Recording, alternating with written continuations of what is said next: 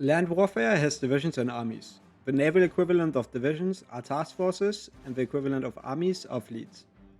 Just as generals command armies, fleets are commanded by admirals. Task forces can be merged together by selecting them with shift left click and then right clicking on any chosen task force. Similarly, you can create new task forces through the button in the top left of your shift list. Navies operate based on missions. To start a mission, you can left click the fleet or task force, then left clicking on the mission type, and lastly, right clicking on the areas you want your mission executed in.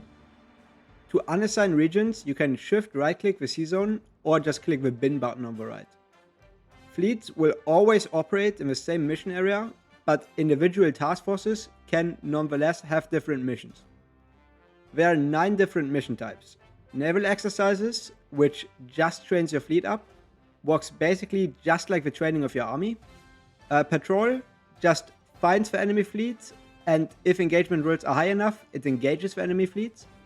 Strike Force is the most useful mission since it gives naval supremacy without requiring fuel unless your ships actually move out. Under Strike Force missions, your ships do not sail out of the port unless an enemy fleet has been found. Convoy raiding will make your ships try to detect and engage enemy convoys. This applies for both troop and trade convoys. Convoy escort will make your ships follow friendly trade convoys, such as that once they get engaged by the enemy ships, they will try to defend them.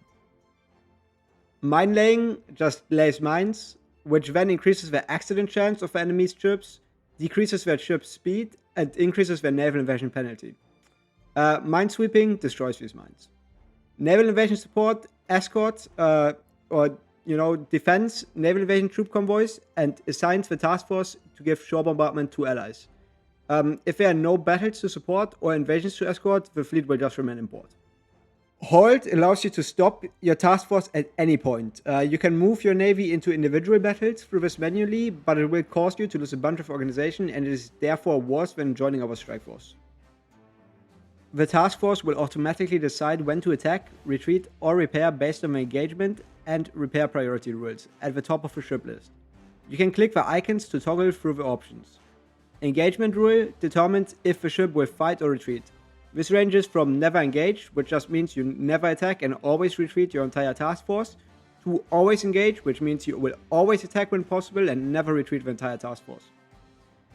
Repair priority determines if ships will avoid combat to repair when damaged. This ranges from never repair to repair priority high, right? There is also the option of automatic split off. When enabled, damaged ships will automatically leave the task force and repair according to the set repair priority level. When disabled, the task force will return to the port if one or more ships are damaged beyond the repair priority threshold.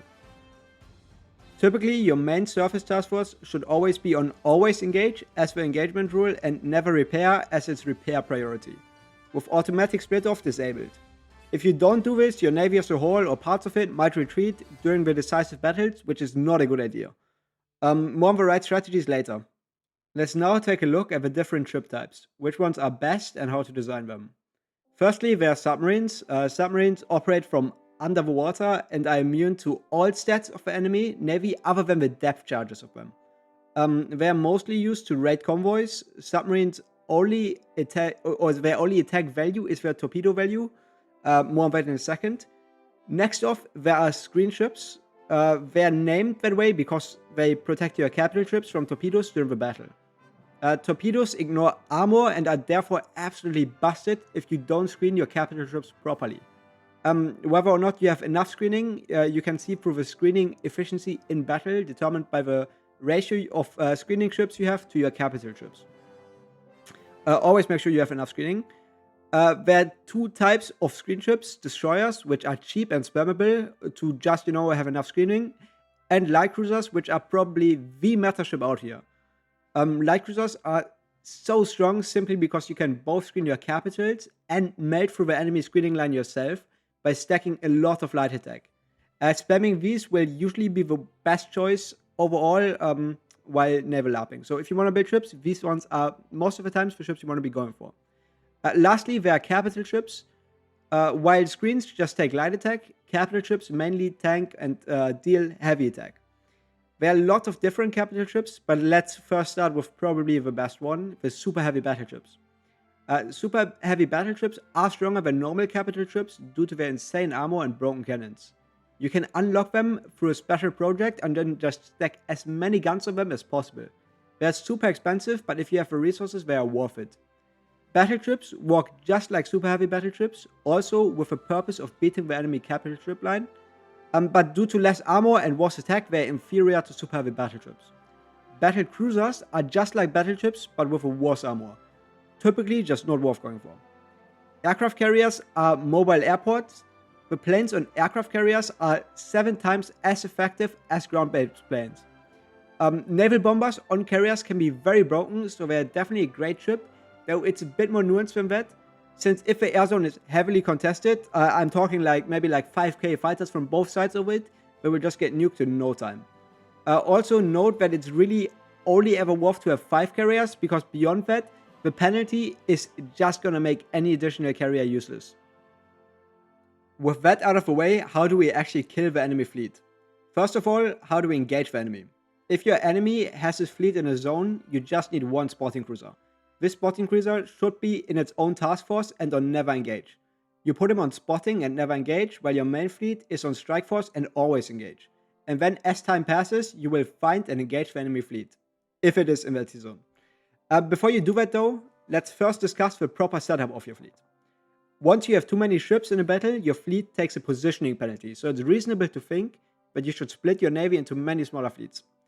That intuition is sadly entirely false. The positioning penalty is a huge nothing burger, and before engaging, your fleet should always be merged into one super fleet. The only ship you should let out of it are your submarines, since they, won't contribute much other than worsening your positioning. Now, as I said, you should have 5 carriers. Some of you may know that carriers start tanking penalties with a 5th carrier already. So after 4 carriers, you start taking a penalty. To avoid this affecting you, set up your carriers in the following way. The first 4 carriers in your fleet should only use carrier navs. The last one should be also full with just carrier navs, with the exception of the last 2 air wings, which should be 1 CAS and 1 fighter wing each. Before engaging, always make sure your ships have full organization. That means you shouldn't quickly change between missions, but rather let them build up orc after you go on strike force, and not, because a lot of people do that, they go on hold and then manually micro it into the battle. But that's not that smart, because then you will lose all of your orc, which means you will take big penalties on like your hit profile. The carriers fly less planes, so it's very bad. Also, make sure to put up all of your air over the air zone, obviously. That can be really important, especially if you have a lot of navs. And make sure you have enough fuel. Just stockpile fuel. You will take so much fuel in that big naval battle. Just buy as much as you can. If you followed all tips until now, the result of the battle should just depend on who has had the better naval macro until this point. Okay, let's now look at some tips to improve your naval macro. First of all, just make sure that you have a night fighting spirit, and if available, you use a naval MIO that gives you less visibility, as visibility is the most important naval stat. Usually the MIO with, the most visibility reduction will be the raiding MIO. Not all countries have it, but most countries have it. I know out of my head, Germany has it, the UK has it, Japan has it. The US does not have it. They removed it from the US, which makes US Navy quite a bit worse. But anyways, visibility absolutely king, so always keep that in mind. The best doctrine for surface fleets is always base strike, really. Whatever your fleet setup is, just go base strike. It's the best. For submarines, you always take the middle doctrine, obviously, but otherwise base strike. And the best admiral trait is concealment expert. Again, visibility is king, so keep that in mind for the basic naval macro. Before ending the video, I believe there's one more very important concept. The single most important factor deciding naval warfare is your air force. 3000 Torp 2 navs will nuke any navy at any time. Try to never engage on a red air unless absolutely necessary. Similarly, for those of you that have been wondering on how to get rid of submarines, the answer is to have good naval bombers, radar, and some fighters over the air zone. This will nuke any and all submarines in no time. In multiplayer, you would want to assign defensible roads against enemy submarines to your team. Typically, the UK would route its trade through Greenland and Iceland to ship with the rest of the world, just, as an example.